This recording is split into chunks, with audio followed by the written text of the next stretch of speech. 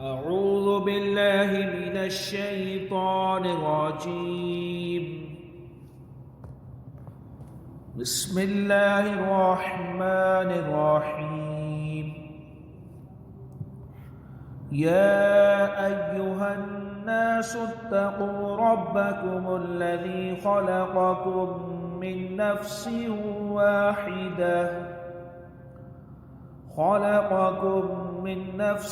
واحدة وخلق منها زوجها وبث منهما رجالا كثيرا ونساء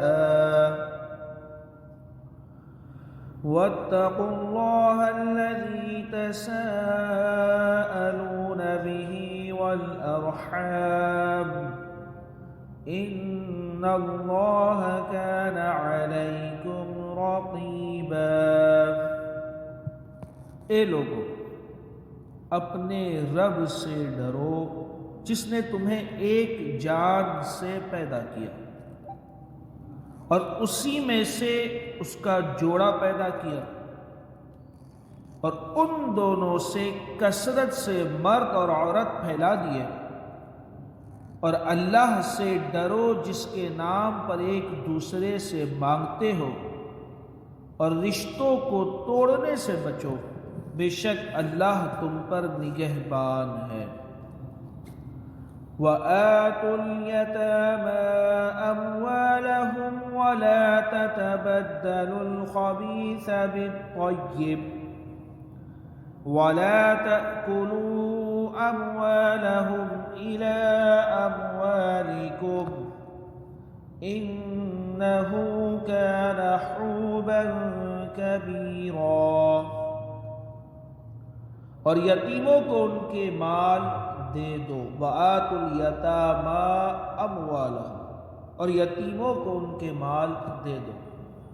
یتیم جب سمجھدار ہو جائے، بالغ ہو جائے، تو اب اس کا مال اس کے سپرد کر دیا جائے.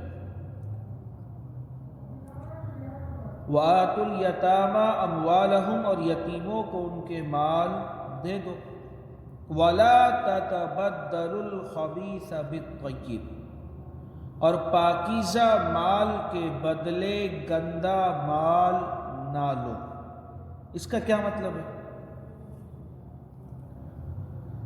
یتیم کے پاس مثال کے طور پہ ایک سفید کپڑا ہے، اسے وراثت میں ملا ہے اپنے والد سے، یا کسی بھی طرح سے اس کے پاس ایک سفید کپڑا ہے جو بہت عمدہ ہے. اس کی قیمت آج کے وقت کے حساب سے 5,000 روپے میٹر ہے. اب جس کے سپرد ہے وہ یہ سمجھے کہ یہ چھوٹا بچہ ہے، اس کو تو کیا مطلب، وہ اچھا کپڑا خود رکھ لے اور اس کو 50 روپے میٹر والا سفید کپڑا لا کر دے دے، کہے کہ یہ تیرا کپڑا ہے یا یہ زیادہ عمدہ ہے، یہ 50 روپے میٹر والا کپڑا. تو بچہ ہے نا، اس کو کیا سمجھ. تو پاکیزہ مال کے بدلے گندا مال نہ لو، یعنی یتیم کو اپنا گھٹیا مال دے کر کے اس کا اچھا مال لے لینا، یہ ایسا نہ کرو. اب پاکیزہ مال کے بدلے گندا مال نہ لو کہ اگرچہ یہ کپڑا 50 روپے میٹر تھا تمہارے پاس، تو یہ تمہارے لیے پاک تھا، حلال تھا، تمہاری چیز تھی. اب وہ 5,000 روپے میٹر والا کپڑا اگرچہ تمہارے پاس آ گیا، مگر تم نے ناحق طریقے سے لیے، کسی کی حق تلفی کر کے لیے، تو یہ خبیث مال ہے. تو پاکیزہ مال کے بدلے گندا مال نہ لو. وَلَا تَأْكُلُوا أَمْوَالَهُمْ إِلَىٰ أَمْوَالِكُمْ، اور ان کے مالوں کو اپنے مالوں میں ملا کر نہ کھا جاؤ. إِنَّهُ كَانَ حُوبًا كَبِيرًا، بے شک یہ بڑا گناہ ہے. تو کسی بھی طریقے سے کوئی ایسا فیصلہ کرنا جس سے یتیم کا نقصان ہو، یتیم کے مال کا نقصان ہو، یا اس طریقے سے کوئی فیصلہ کرنا یا کوئی کام کرنا جس سے ذاتی طور پر فائدہ ہو، یعنی یتیم کے مال کے ذریعے اپنا ذاتی فائدہ ہو، تو تو یہ چیزیں جو ہے گناہ کا کام ہے. انہو کان حبا کبیرہ، بے شک یہ بڑا گناہ ہے. کسی بھی بہانے کے ذریعے یتیم کا مال نہ کھاؤ. الگ الگ انداز کے اندر اس آیت میں بیان کیا گیا. اور یتیموں کو ان کے مال دے دو، اور پاکیزہ مال کے بدلے گندا مال نہ لو، اور ان کے مالوں کو اپنے مالوں میں ملا کر نہ کھاؤ، بے شک یہ بڑا گناہ ہے. اس آیت کا شان نزول سمجھ لیتے ہیں. ایک شخص کی نگرانی میں اس کے یتیم بھتیجے کا بہت زیادہ مال تھا. جب وہ یتیم بالغ ہوا اور اس نے اپنا مال طلب کیا تو چاچا نے دینے سے انکار کر دیا. اس پر یہ آیت نازل ہوئی، جسے سن کر اس شخص نے یتیم کا مال اس کے حوالے کر دیا اور کہا کہ ہم اللہ تعالیٰ اور اس کے رسول صلی اللہ تعالیٰ علیہ وسلم کی اطاعت کرتے ہیں. اس آیت کا مفہوم یہ ہے کہ جب یتیم اپنا مال طلب کرے تو ان کا مال ان کے حوالے کر دو، جبکہ دیگر شرعی تقاضوں کو پورا کر لیا ہے. یعنی ایسا نہ ہو کہ وہ چھوٹا بچہ ہے اور ماں اس کو صحیح اور غلط کا شعور نہیں ہے، اسے اس کا مال دے دیا اور وہ نادانی کے اندر سب ضائع کر بیٹھا. تو یتیم اپنا مال مانگے اور اس نے باقی تقاضوں کو پورا کر چکا ہے تو اب اس کا مال اس کے حوالے کر دیا جائے. اور اپنے حلال مال کے بدلے یتیم کا مال نہ لو جو تمہارے لیے حرام ہے. مکسنگ کرنا، گڑبڑ کرنا، یہ سب نہ کرو. جس کی صورت یہ ہے کہ اپنا گھٹیا مال یتیم کو دے کر اس کا عمدہ مال لے لو. یہ تمہارا گھٹیا مال تمہارے لیے عمدہ ہے کیونکہ یہ تمہارے لیے حلال ہے، اور یتیم کا عمدہ مال تمہارے لیے گھٹیا اور خبیث ہے کیونکہ وہ تمہارے لیے حرام ہے. یہ بھی معلوم ہوا کہ جب یتیم کا مال اپنے مال سے ملا کر کھانا حرام ہوا، یعنی گھٹیا معاوضہ دے کر کھانا بھی حرام ہے، تو بغیر معاوضے کے کھا لینا یعنی سیدھا حجم کر جانا تو بدطریق اولا حرام ہوا. ہاں، شریعت نے جہاں ان کا مال ملا کر استعمال کرنے کی اجازت دی وہ جدا ہے، جس کا بیان سورہ بقرہ آیت نمبر 220 میں گزرا ہے. اس سے پہلے ہم نے پڑھے تھے آیت جس کا شان نزول ہم نے یہ پڑھے تھے کہ ایک صحابی نے عرض کی، یا رسول اللہ کہ یتیم کے لیے الگ کھانا بنایا جائے اور پھر وہ نہیں کھائے اور پھر وہ پھینکنے میں ضائع ہو جائے. تو ایسی صورت کے اندر جو ہے ہم نے پڑھے تھے. تو جو صورت ہے جائز کی وہ سورہ بقرہ آیت نمبر 220 میں ہم نے پڑھ چکے ہیں. اب یتیموں سے متعلق چند اہم مسائل. یتیم اس نابالغ لڑکے یا لڑکی کو کہتے ہیں جس کا باپ فوت ہو جائے، ماں کا اعتبار نہیں ہے. یتیم اس نابالغ لڑکے یا لڑکی کو کہتے ہیں، اور یتیم اسی وقت تک ہے جب تک وہ نابالغ ہے. اگر وہ بالغ ہو گیا تو اب وہ یتیم نہیں ہے. یتیم اس نابالغ لڑکے یا لڑکی کو کہتے ہیں جس کا باپ فوت ہو جائے. آیت مبارکہ کو سامنے رکھتے ہوئے یہاں یتیموں سے متعلق چند اہم مسائل بیان کیے جاتے ہیں. نمبر 1، یتیم کو تحفہ دے سکتے ہیں مگر اس کا تحفہ لے نہیں سکتے کیونکہ وہ نابالغ ہے اور اس کا دیا ہوا کوئی بھی مال ہم استعمال نہیں کر سکتے. کوئی شخص فوت ہو اور اس کے ورثاء میں یتیم بچے بھی ہو. ایک شخص فوت ہوا، اس کے 4 بچے ہیں، 2 بالغ ہیں 2 نابالغ ہیں، تو اس ترکے سے تیجا، 40واں، نیاز، فاتحہ اور خیرات کرنا سب حرام ہے.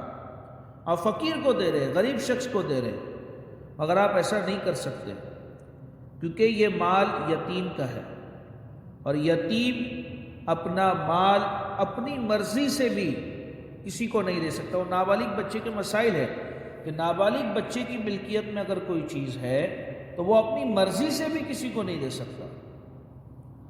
تو اسی طریقے سے اگر کوئی شخص فوت ہو گیا اور اس کے یتیم بچے مطلب نابالغ بچے ہیں اور بعض بڑے بھی ہو یا سبھی نابالغ ہو، تو اب اس کے ترکے سے جو اس نے چھوڑا ہے وہ اب ورثہ کا ہو گیا، اس کے ترکے سے تیجا، 40واں، نیاز، فاتحہ اور خیرات کوئی کام نہیں کیا جا سکتا، سب حرام ہے۔ اور لوگوں کا یتیموں کے مال والی اس نیاز، فاتحہ کے کھانے کو کھانا بھی حرام ہے۔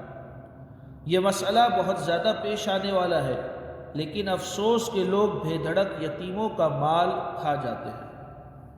ایک شخص کا انتقال ہوا، اب اس کا جو کچھ ہے وہ اس کے ورثاء کا ہو گیا، اور ورثاء میں اگر چھوٹے بچے ہیں، یتیم بچے ہیں، تو اب اس پیسوں کو ہم کسی بھی کام میں استعمال نہیں کر سکتے، وہ یتیموں کا ہے۔ اب اگر ایسے پیسے سے نیاز بنا لی گئی تو اس کا کھانا بھی حرام ہے۔ وَإِنْ خِفْتُمْ أَلَّا تُقْسِطُوا فِي الْيَتَامَى فَانكِحُوا مَا طَابَ لَكُم مِّنَ النِّسَاءِ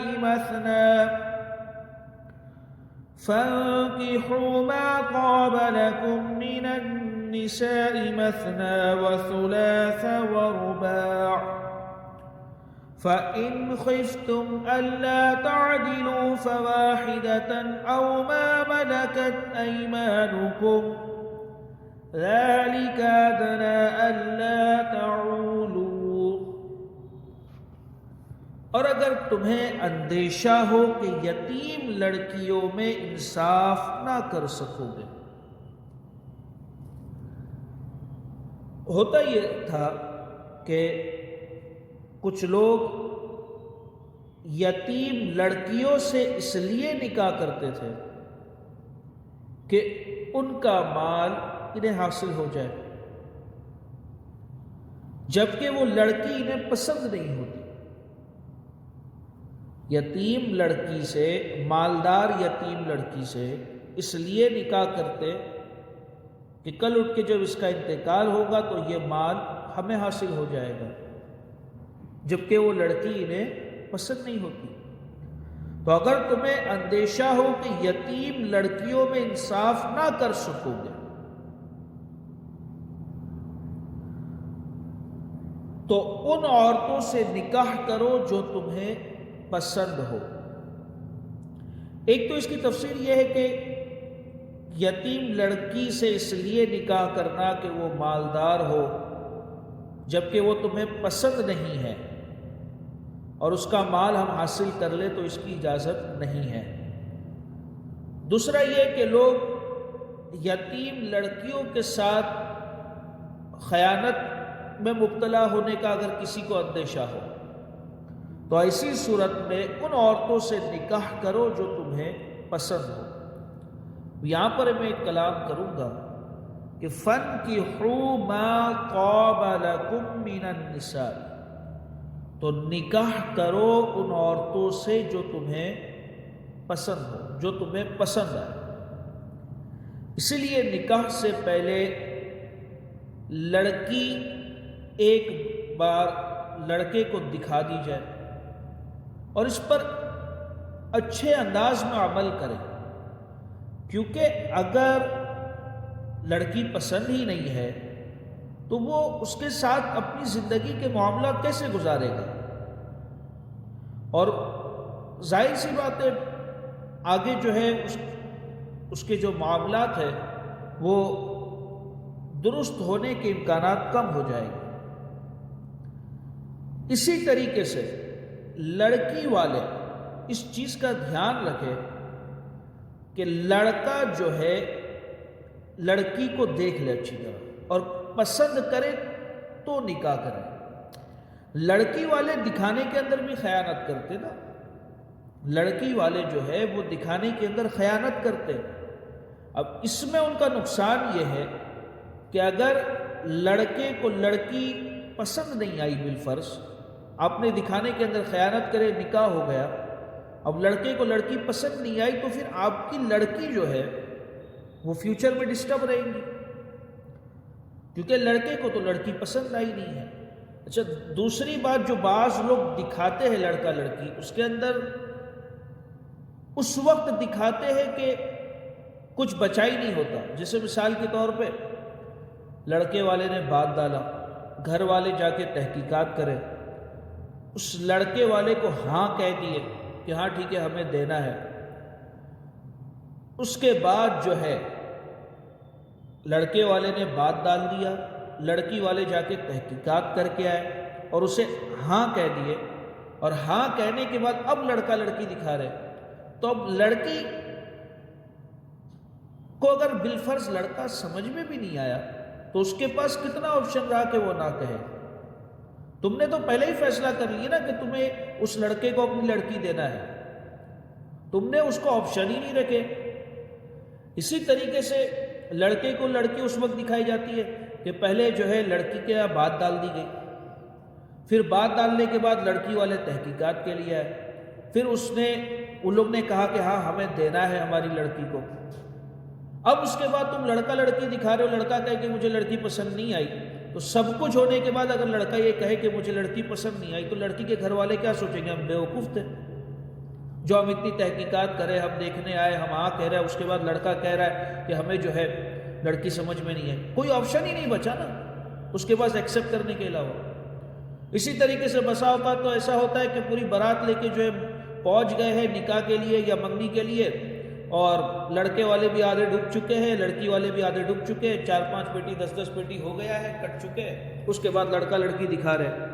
اب ان میں سے کسی کو اختیار رہے گا؟ پوری بارات لے کے پہنچے، لڑکی والے کا پورا خاندان آ گیا ہے، 100 آدمی، لڑکے والے 100 آدمی آ چکے ہیں، اور اس وقت جو ہے لڑکا لڑکی دکھا رہے ہیں۔ یہ کام ایسا نہ کرے، بلکہ بات ڈالنے سے پہلے اس چیز کو نہ کلیئر کرے کہ ہم پہلے لڑکا لڑکی دکھائیں گے، اس کے بعد بات ڈالیں گے۔ سب سے پہلا اسٹیپ ہی یہ ہے، کیونکہ اگر لڑکے کو لڑکی پسند نہیں آئی تو لڑکا لائف میں ڈسٹرب رہے گا، اور اس میں لڑکی کا بھی نقصان ہے، کیونکہ لڑکے کو اس در اٹریکشن ہی نہیں ہے، تو لڑکی جو ہے 40 سال 50 سال اپنی پوری زندگی جو ہے اس کی نوکرانی بن کر کے اپنی زندگی گزار دیں گے، اس کو کچھ ملے گا ہی نہیں، اس سے حاصل ہی نہیں ہوگا، کیونکہ لڑکے کو تو لڑکی پسند ہی نہیں آئی نا۔ تو لڑکی والے بذات خود اس چیز کا خیال رکھیں کہ ہم جس لڑکے کو ہماری لڑکی دے رہے ہیں اس کو ہماری لڑکی پسند آئی یا نہ آئی، تو دونوں طرف سے اس چیز کا دھیان رکھا جائے۔ تو فَانْكِحُوا مَا طَابَ لَكُم مِّنَ النِّسَاءِ، تو ان عورتوں سے نکاح کرو جو تمہیں پسند ہو، جو تمہیں پسند نہ ہو ان سے نکاح کر کے مطلب تم اپنی بھی زندگی وہ کر رہے ہو اور اس کی بھی زندگی وہ کر رہے ہو۔ فَانْكِحُوا مَا طَابَ لَكُم مِّنَ النِّسَاءِ، تو ان عورتوں سے نکاح کرو جو تمہیں پسند ہو۔ مَثْنَا، 2-2، وَثُلَاثَ، اور 3-3، وَرُبَاعَ، اور 4-4۔ فَإِنْ خِفْتُمْ أَلَّا تَعْدِلُوا، فَإِنْ خِفْتُمْ أَلَّا تَعْدِلُوا، اور اگر تمہیں اس بات کا ڈر ہو کہ تم انصاف نہیں کر سکو گے۔ انصاف جو ہے کپڑے کے اندر، رہائش کے اندر اور طعام کے اندر انصاف ہے۔ جسے مثال کے طور پہ اگر کسی کی 4 عورت ہے تو ایک کو جو ہے 4 جوڑی کپڑے دلا رہا ہے اور ایک کو 1 جوڑی کپڑا دلا رہا ہے، تو یہ انصاف نہیں ہوا۔ اسی طریقے سے ایک عورت کو جو ہے مطلب خوب اعلیٰ سے اعلیٰ پکوان مل رہے کھانے پینے کو، اور ایک عورت کو دال چاول مل رہا ہے، تو یہ انصاف نہیں ہوا۔ تو انصاف جو ہے کپڑے کے اندر، رہائش کے اندر اور کھانے کے اندر ہے۔ فَإِنْ خِفْتُمْ أَلَّا تَعْدِلُوا، پھر اگر تمہیں اس بات کا ڈر ہو کہ تم انصاف نہیں کر سکو گے، فَوَاحِدَةٌ، تو صرف ایک سے نکاح کرو، أَوْ مَا مَلَكَتْ أَيْمَانُكُمْ، یا لونڈیوں پر گزارا کرو جن کے تم مالک ہو۔ ذَلِكَ أَدْنَىٰ أَلَّا تَعُولُوا، یہ اس سے زیادہ قریب ہے کہ تم سے ظلم نہ ہو۔ وَإِنْ خِفْتُمْ، اور اگر تمہیں ڈر ہو، اس آیت کے معنی میں چند اقوال ہیں۔ نمبر 1، امام حسن بصری رحمۃ اللہ تعالی علیہ کا قول ہے کہ پہلے زمانے میں مدینے کے لوگ اپنی زیر سرپرستی یتیم لڑکیوں سے ان کے مال کی وجہ سے نکاح کر لیتے، حالانکہ ان کی طرف انہیں کوئی رغبت نہ ہوتی۔ لڑکیوں سے اس لیے نکاح کر لیے ان کے مال کی وجہ سے، جبکہ کوئی رغبت نہ ہوتی تھی۔ پھر ان یتیم لڑکیوں کے حقوق پورے نہ کرتے اور ان کے ساتھ اچھا سلوک نہ کرتے اور ان کے مال کے وارث بننے کے لیے ان کی موت کے منتظر رہتے کہ کب یہ مرے اور ہم اس کے مال کے وارث بن جائیں۔ اس آیت میں انہیں اس حرکت سے روکا گیا ہے۔ دوسرا قول یہ ہے کہ لوگ یتیم کی سرپرستی کرنے سے تو ناانصافی ہو جانے کے ڈر سے گھبراتے تھے کہ ہم ان کا مال نہ کھانا، ان کے مال کو الگ رکھتے۔ ایک دم کچھ لوگ تھے جو اس چیز کو احتیاط سے لیتے کہ سرپرستی کرنے سے تو ناانصافی ہو جانے کے ڈر سے گھبراتے تھے، لیکن زنا کی پرواہ نہ کرتے تھے۔ انہیں بتایا گیا کہ اگر تم ناانصافی کے اندیشے سے یتیموں کی سرپرستی سے گریز کرتے ہو تو زنا سے بھی خوف کرو، اور اس سے بچنے کے لیے جو عورتیں تمہارے لیے حلال ہیں ان سے نکاح کرو اور حرام کے قریب مت جاؤ۔ یتیم کا اس طریقے سے بھی تم حق تلفی نہ کرو یتیم لڑکی کا، بلکہ جو عورتیں تمہیں پسند ہو، 2 پسند ہو، 3 پسند ہو، 4 پسند ہو، تم ان سے نکاح کرو۔ تیسرا قول یہ ہے کہ یہ لوگ یتیموں کی سرپرستی میں تو ناانصافی کرنے سے ڈرتے تھے، لیکن بہت سے نکاح کرنے میں کچھ خطرہ محسوس نہیں کرتے تھے۔ انہیں بتایا گیا کہ جب زیادہ عورتیں نکاح میں ہو تو ان کے حق میں ناانصافی سے بھی ڈرو، جیسے یتیموں کے حق میں ناانصافی کرنے سے ڈرتے ہو، اور اتنی ہی عورتوں سے نکاح کرو جن کے حقوق ادا کر سکو۔ یعنی بہت سارے لوگ کیا کرتے تھے کہ بہت ساری عورتیں نکاح میں رکھتے تھے، 2 عورتیں، 4 عورتیں، 6 عورتیں، تو انہیں بتایا گیا کہ تم اتنی ہی عورتیں نکاح میں رکھو جتنا تم انصاف کے ساتھ ان کے حق ادا کر سکو۔ حضرت اکرمہ رضی اللہ تعالیٰ عنہ نے حضرت عبداللہ بن عباس رضی اللہ تعالیٰ عنہ سے روایت کیا کہ قریش 10 بلکہ اس سے زیادہ عورتیں کرتے تھے، اور جب ان کا بوجھ نہ اٹھا سکتے تو جو یتیم لڑکیاں ان کی سرپرستی میں ہوتی ان کے مال خرچ کر ڈالتے۔ 10 عورتوں سے نکاح کر لیا، اب ان کے اخراجات پورے نہیں کر سکتے تو جو یتیم لڑکی ان کے سرپرستی میں ہوتی ان کا مال خرچ کر ڈالتے، یا کوئی یتیم لڑکی سے نکاح کیا ہوا ہے تو اس کا مال دیگر ازواج پر جو ہے ان کی خرچ کر ڈالتے۔ تو ان سب چیزوں سے اس آیت میں روکا گیا ہے۔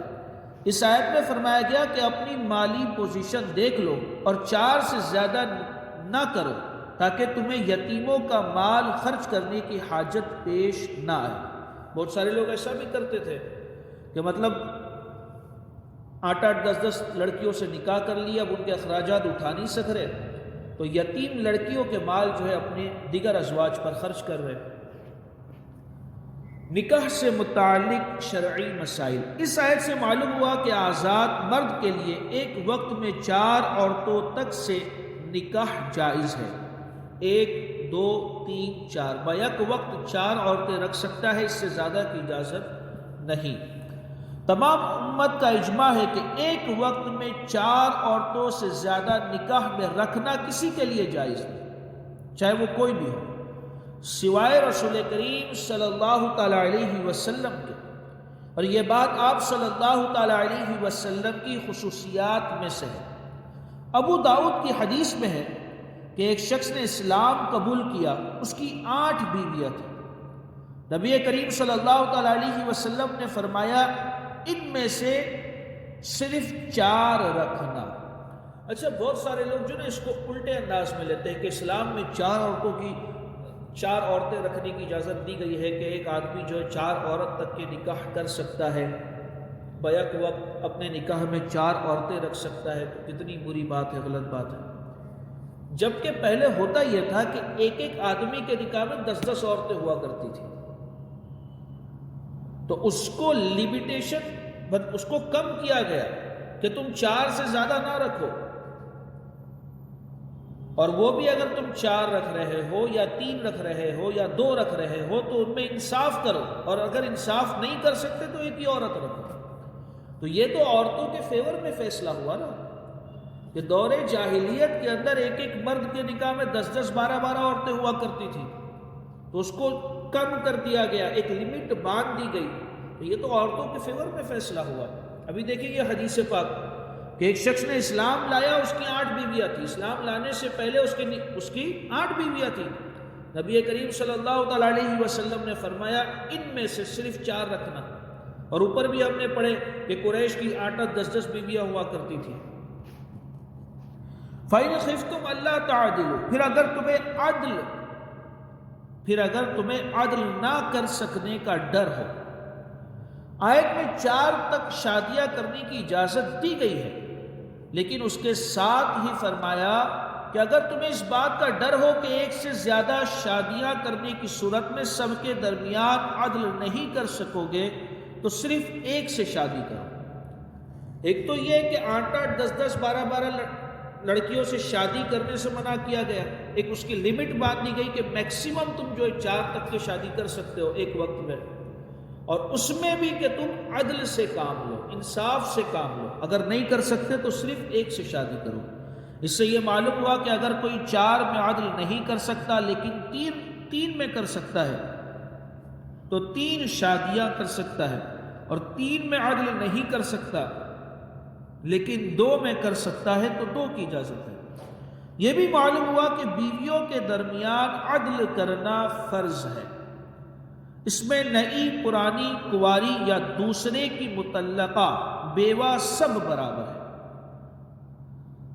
ایک لڑکی ہے اس کے نکاح میں جو کنواری ہے، دوسری لڑکی ہے جو مطلقہ ہے، تیسری لڑکی ہے جو بیوہ ہے، تو ایسا نہیں ہے کہ جو کنواری ہے اس سے مطلب الگ انداز میں پیش آ رہا ہے، جو مطلقہ ہے اس سے الگ انداز میں پیش آ رہا ہے، جو بیوہ ہے اس سے الگ انداز میں پیش آ رہا ہے۔ یہ طریقہ درست نہیں ہے، سب کے اندر انصاف برابر ہوگا، اور یہ عدل لباس میں، کھانے پینے میں، رہنے کی جگہ میں اور رات کو ساتھ رہنے میں لازم ہے۔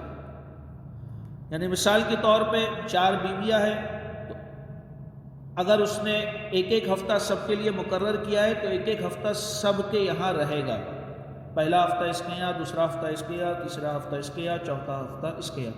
ایسا نہیں کہ ایک کے یہاں 3 ہفتہ رہ رہا ہے، باقی 3 عورتوں کے ساتھ 2 رات، اس طریقے سے نہیں۔ تو عدل لباس میں، کھانے پینے میں، رہنے کی جگہ میں اور رات کو ساتھ رہنے میں لازم ہے۔ ان امور میں سب کے ساتھ یکساں سلوک ہو۔ تو اگر تمہیں اندیشہ ہو کہ یتیم لڑکیوں میں انصاف نہ کر سکو گے تو ان عورتوں سے نکاح کرو جو تمہیں پسند ہو، اسی عورتوں سے نکاح کرنا جو تمہیں پسند ہو، 2 اور 3 اور 4 پھر اگر تمہیں اس بات کا ڈر ہو کہ تم انصاف نہیں کر سکو گے تو صرف ایک سے نکاح کرو، یا لونڈیوں پر گزارا کرو جن کے تم مالک ہو، یہ اس سے زیادہ قریب ہے کہ تم سے ظلم نہ ہو۔